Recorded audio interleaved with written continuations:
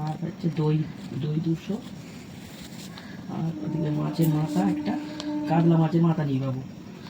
গোটা নেবো না এক সাইডটা? আধখানা নিলে হবে। জ্যান্ত নিলে হবে না এমনি? বড় দেখে একটা নিয়ে আধখানা হচ্ছে। আর কি আর চিংড়ি। ভিডিও শুরুতেই তো দেখতে পাচ্ছ আমি ফর্দ লিখছি, কারণ কালকে বাড়িতে আছে অনুষ্ঠানটা হচ্ছে আমার দাদার আইবুড়ো ভাত।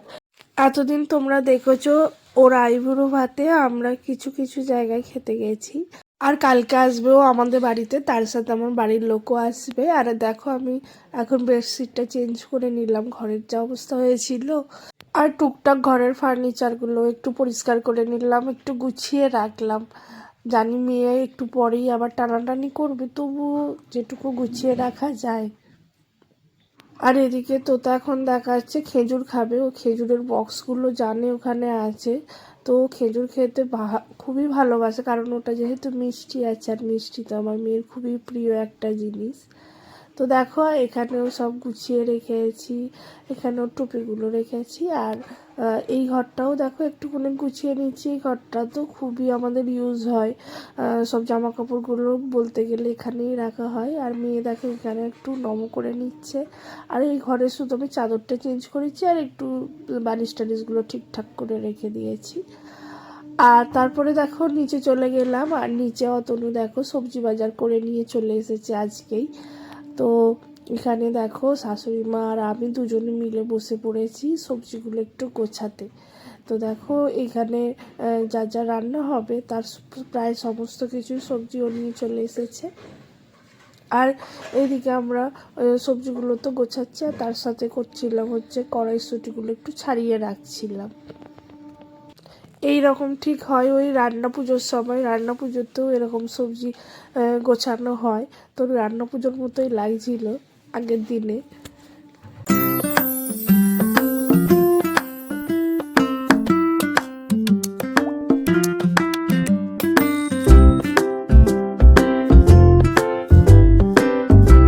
পরের দিন সকালবেলা ঘুম থেকে উঠেই ব্রাশ করে চলে গিয়েছিলাম রান্নাঘরে, আর ওখানে গিয়ে ভাজছিলাম হচ্ছে পাঁপড় ভাজা, কারণ পাঁপড়টা না ভাজলে না পরে ভুলে যায় পাঁপড়টাই ভাজতে। তো সকালবেলা উঠে আগে আমি পাঁপড়গুলো ভেজে নিলাম।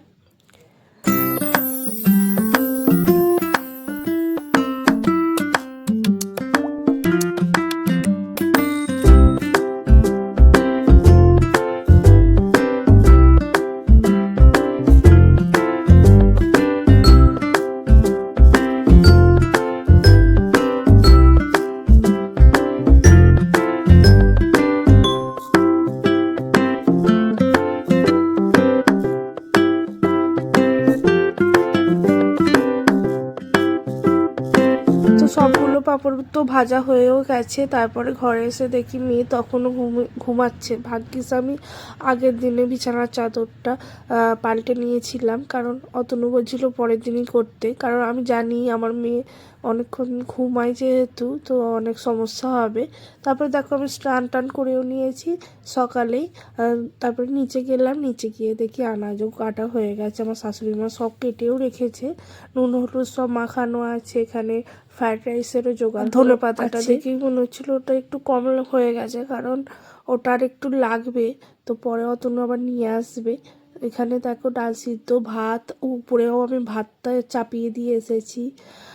আর অতনু এখানে মাছ বাজার, মাংস বাজারটাও করে নিয়ে এসেছে। অনেকটা দূরেই যেতে হয় আমাদের এখান থেকে, কিন্তু ও সেই সকাল 6টা কি পৌনে 6টায় বেরিয়েছে। তখন তো আমি ঘুমাচ্ছিলাম, অত তাড়াতাড়ি উঠিনি। আমি ওই 7টার সময়, 7টা না 6:30 এই সময় উঠেছিলাম।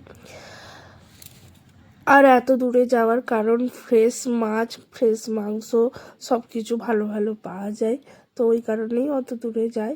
এখানে দেখো এনেছে চিংড়ি মাছ, চিংড়ি দিয়ে হবে পটল চিংড়ি। আর এখানে এনেছে দুটো মাছের মাথা, মাছের মাথা দিয়ে হবে ডাল। ও একটু চিকেনও এনেছে, কারণ আমি আজকে বানাবো হচ্ছে চিকেন কাটলেট।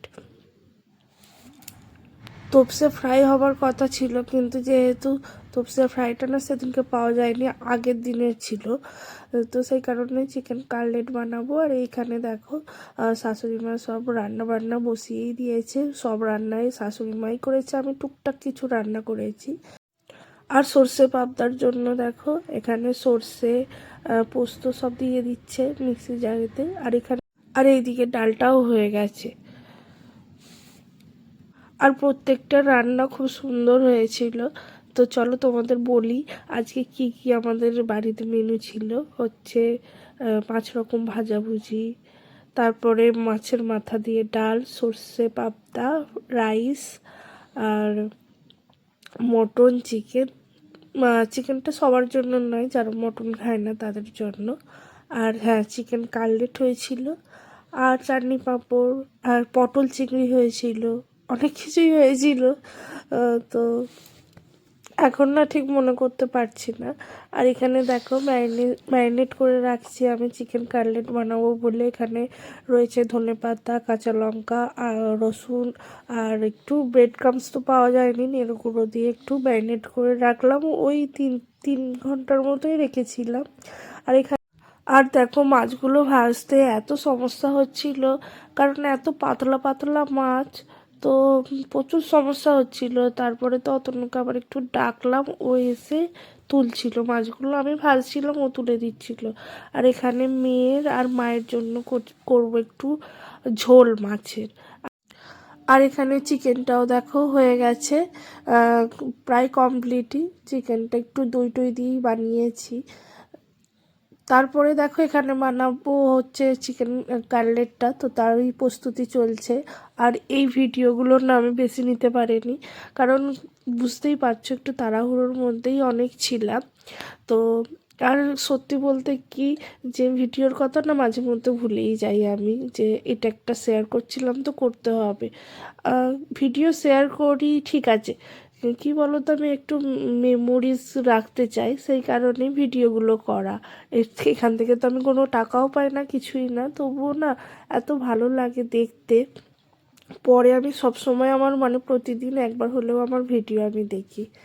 আর সত্যি বলতে কি, প্রতিটা জিনিস আমার ভিডিওতে শেয়ার করতেও ভালো লাগে না। যেগুলো আমার মনে হয় ভালো লাগবে, ভালো লাগছে আমার, পরে ভালো লাগবে দেখতে, তো সেগুলোই শুধু আমি শেয়ার করি তোমাদের সাথে। নাহলে এই 9 মিনিটের ভিডিওতে তোমরা তো আর পুরো সারা দিনটা দেখতে পাচ্ছ না, তাই না?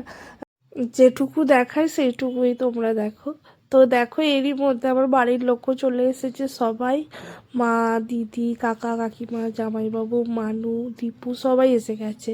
আর এদিকে আমাদের রান্নাবান্নাও মানে শেষ হয়ে গেছে, আর ওরা একটু বেলা করেই এসেছিল। তো এখানে দেখো শাশুড়ি মা খুব সুন্দর করে থালা সাজিয়ে দিচ্ছে। অনেকের ভিডিওতেই দেখি, যারা যারা বড় ইউটিউবার, তো তাদের ভিডিওতে দেখি প্রতিটা জিনিস তুলে ধরে। আমি মাঝে মাঝে মনে হয় যে এগুলো দেখাতে হয়। তারপরে তো এবার দেখো যার যেটা চয়েস। তো দেখো এখানে তো দীপুকে সাজানো হয়েও গেছে খাবার দাবার। আর দেখো এই তো আমি বানিয়েছি এই চিকেন কাটলেটটা। তো তোমাদের সঙ্গে তো আর শেয়ার করতে পারিনি, পরে যখন আবার বানাবো তখন শেয়ার করব। এখানে দেখো তোতা ওর মেসোর সানগ্লাস পরেছে, বেশ ভালোই লাগছে। তারপরে দেখো আমাদের এই সুন্দরীটা উপরে একটু পোজ দিচ্ছে, দিন দিন এত সুন্দর হয়ে যাচ্ছে। আর দীপু এখানে সবাইকে প্রণাম করে, ঠাকুরকে প্রণাম করে খেতে বসেছে। আর শাশুড়ি মা এদিকে দই খাইয়ে দিচ্ছে, তারপরে একটু চন্দনের ফোঁটাও দিয়ে দেবে।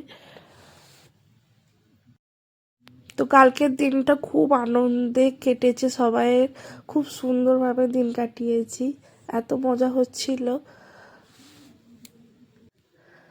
তো দেখো এবারে দীপু আর মানুকে একসাথেই খাবার দেওয়া হয়েছিল, তো ওরা দুজনে মিলে খাচ্ছে, আর আমরা সবাই মিলে চলে গিয়েছিলাম নিচেই খাবার ব্যবস্থা করা হয়েছে। উপরেও করবে বলছিল, কিন্তু খাবার টাবার নিয়ে যাওয়ার সমস্যা, তো উপরে ওই কারণে নিচেই বসে পড়েছে। আর জামাইবাবু বসেছে চেয়ার টেবিলে, কারণ একটু সমস্যা হয় নিচে বসতে জামাইবাবুর, তাই।